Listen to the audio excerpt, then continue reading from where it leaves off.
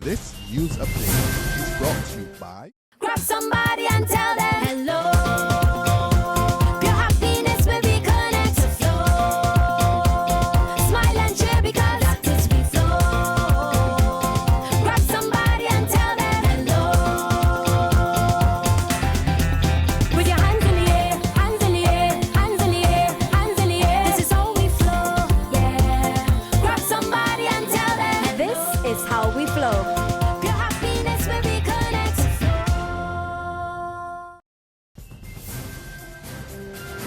It's Thursday, November 5th, and time for the Barbados Today Afternoon Update. I'm Fernella Wedderburn. Thanks for joining us. There is no need for Barbadians to become emotional about the ongoing Banks Holdings Limited takeover bid. So says Managing Director of Prestige Accounting Inc., David Simpson, who says the focus should instead be on creating businesses to attract foreign direct investment and export to generate more foreign exchange for the country. Simpson, a former president of the Institute of Chartered Accountants of Barbados, was speaking as part of a panel at the association's week discussion forum last night at the Hilton. Meantime, the battle for ownership of a BHL continues as AMBEV responds to its rival's court injunction, which has halted shareholders from trading their shares. Ansa McAL's injunction, which was filed on Tuesday, also challenges a 2010 agreement between AMBEV's subsidiary SLU Beverages and BHL, which AMBEV maintains is valid. In a statement last night, AMBEV maintained that the move puts shareholders at a disadvantage and urged officials not to let Ansa freeze Barbados's growth. AMBEV says the move can also result in shareholders being unable to sell their shares at a higher price, as well as jeopardize the reputation of BHL and that of Barbados. 2 weeks and counting. That's how long opposition leader Mia Motley claims workers at United Commercial Auto Limited have not been paid, and she's blaming it on government's continuous and growing debt to the company. Motley made the comments during last night's nomination of Wilfred Abrams to again run as candidate for the Christchurch East constituency. She told supporters the workers have only been receiving promises.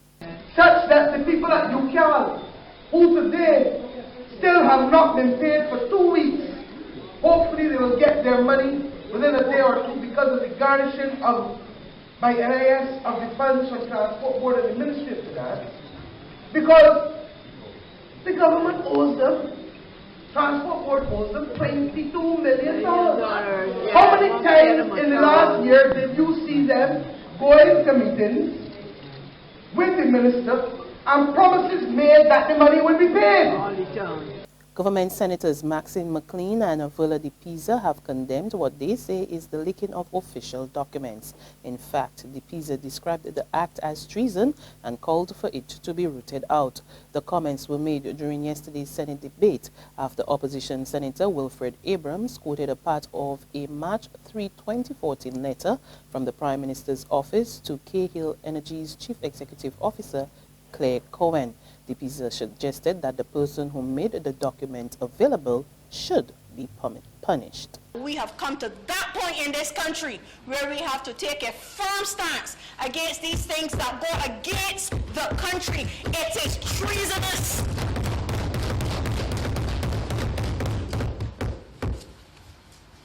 And unless and until we speak out about these things, it is not about Cahill. That, to my mind, is walking down a path that nobody else has trod. It is not about individual issues like that. It is about a larger worm that is digging into the apple of this country. And we have to root it out before the whole barrel is spoiled.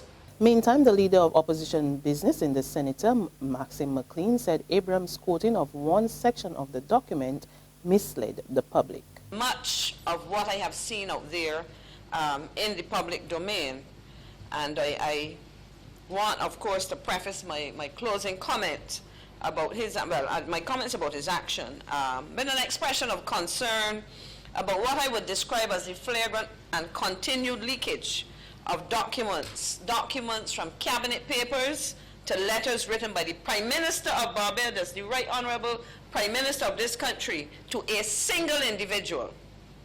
And to my mind, that is something to be condemned. I believe Senator DePisa spoke about that. In fact, I believe it's something to be punished if the guilty can be identified.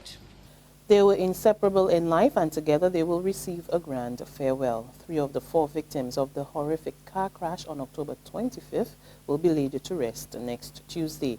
A grand Thanksgiving service will be held at the Sir Garfield Sobers Sports Complex. Senator David Durant, who heads the planning committee coordinating the funeral service, says the viewing of the bodies will begin from 11:30 until 12:55 p.m. The service begins at 1 p.m. The public is invited. In sports, 14 crews will compete in the 5th and final round of the Barbados Rally Club's Shafet Mud Dog Safari and Safari Novice Championships. The competition kicks off this Sunday in the central and northern parishes. 3 first-timers will be in action, one of whom will be the sole female participant, Bridget Garrity.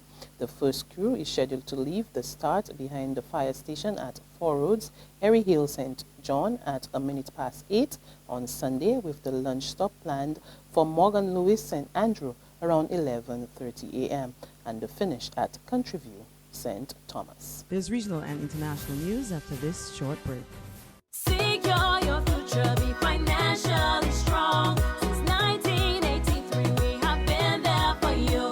A smart range of products, great tax benefits. We're the solution to your hopes and your dreams. The Barbados Workers Union Cooperative Credit Union. The Barbados Workers Union Cooperative Credit Union. Humble beginnings to smart loans, smart savings. Save smart and borrow smarter. That's the move for me.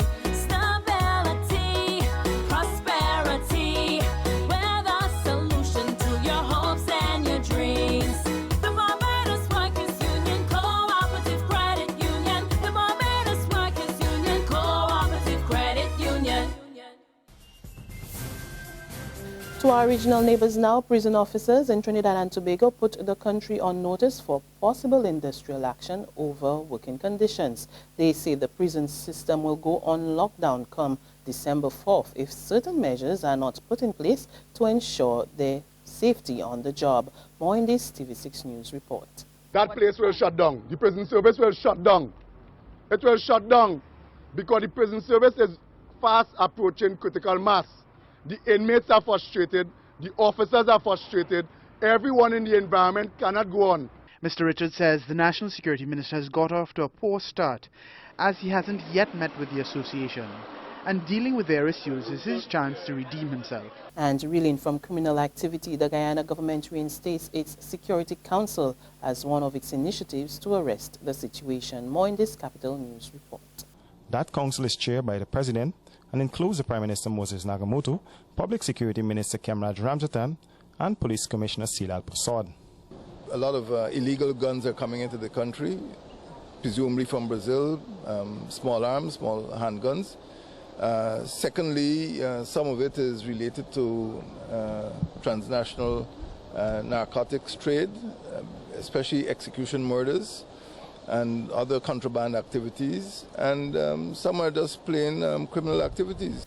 And finally, on the international scene, a major rescue operation is underway in Lahore, Pakistan, to save dozens of people thought to be trapped under the rubble of a factory. At least 20 people died when the plastic bag factory, which was under construction, collapsed on Wednesday. Now officials say the priority is to remove parts of the debris where voices and cries for help can still be heard. Well, this is a scene of utter devastation, layer upon layer of concrete and brick and metal.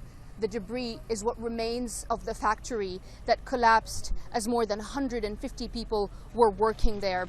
Many have been pulled out, some severely injured, but we're told that between 20 and 50 people could be trapped under the rubble. Rescue workers are racing against time, trying to pull people out. We did speak to one of them who said he could hear noises and sounds of people moving under the debris. And these are the people they're trying to pull out as quickly as they can. But as you can see, this operation is going to be very difficult, and it's going to take a while.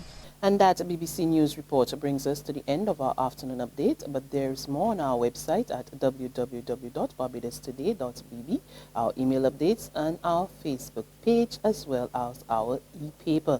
You can also get the very latest on sports and news on Izumi Media and bus terminals for screenplay at supermarkets and gas stations near you, as well as Channel 101 on Flow TV and Mix 96.9 FM. I'm Fernella Wedderburn. Good afternoon.